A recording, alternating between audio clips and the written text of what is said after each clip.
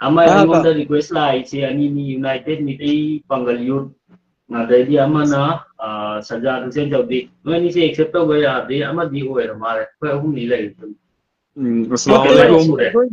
ꯑꯩꯈꯣꯏꯒꯤ okay ꯀꯩꯅꯣꯝꯁꯦ mari sure mari si ꯔꯤꯌꯥꯗꯨꯗꯤꯟꯕꯣꯒꯤ ꯃꯌꯨꯝꯁꯤꯅ ꯑꯃꯨꯛꯇꯪ ꯁꯤꯒꯤ ꯀꯩꯅꯣꯝꯁꯦ ꯑꯃꯨꯛꯇꯪ ꯂꯥꯎꯊꯣꯛꯑꯗꯤ ꯁꯣꯁꯤꯌꯦꯜ ꯃꯤꯗꯤꯌꯥꯗ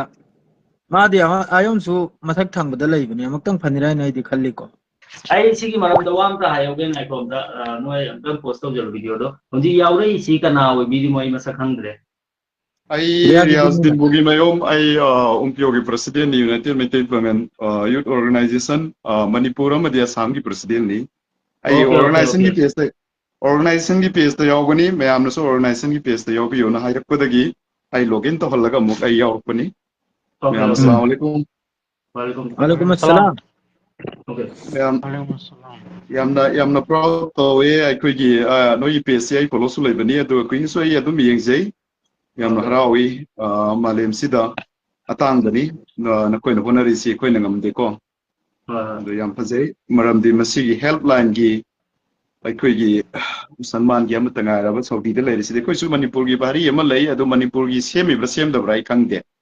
ꯃꯅꯤꯄꯨꯔꯒꯤ ꯑꯩꯈꯣꯏ ꯃꯅꯤꯄꯨꯔꯤ ꯃꯆꯥꯁꯤꯡ ꯁꯥꯎꯗꯤꯗ ꯗꯨꯕꯥꯏꯗ ꯂꯩ ꯑꯗꯨꯒ ꯀꯁꯥꯔꯒꯤ ꯏꯆꯤꯜ ꯏꯅꯥꯎꯁꯤꯡꯅ ꯌꯥꯝꯅ ꯌꯨꯅꯤꯇꯤ ꯑꯣꯏꯕ ꯑꯃꯗꯤ ꯌꯥꯝꯅ ꯐꯕ ꯁꯨꯃꯥꯏꯅ ꯑꯩꯈꯣꯏꯒꯤ ꯗꯤꯁꯀꯁꯟ ꯇꯧꯕꯤꯗꯅ ꯑꯃꯗꯤ ꯃꯤꯌꯥꯝꯗ ꯀ꯭ꯂꯤꯌꯔꯦꯁꯟ ꯄꯤꯕ ꯑꯃꯗꯤ ꯃꯁꯤꯒꯤ ꯃꯇꯦꯡ ꯄꯥꯡꯖꯩ ꯃꯇꯝ ꯂꯩꯕ ꯈꯤꯕꯤꯛꯇ ꯑꯗꯨꯝ ꯎꯖꯩ ꯃꯥꯂꯦꯝꯁꯤꯗ ꯑꯦꯅꯤ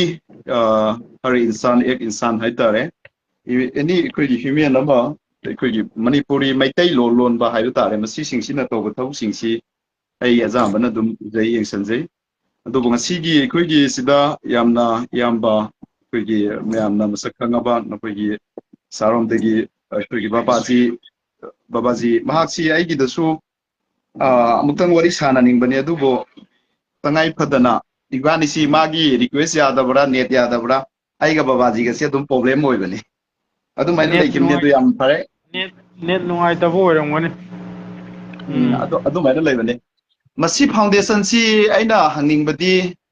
ꯅꯈꯣꯏꯅ ꯍꯥꯏꯕꯗꯕꯨꯗꯤ 2024 ꯍꯧꯕꯅꯤ ꯍꯥꯏꯔꯦ 2024 ꯍꯧꯖꯤꯛ 25 ꯂꯣꯏꯁꯤꯜꯂꯛꯀꯗꯧꯔꯦ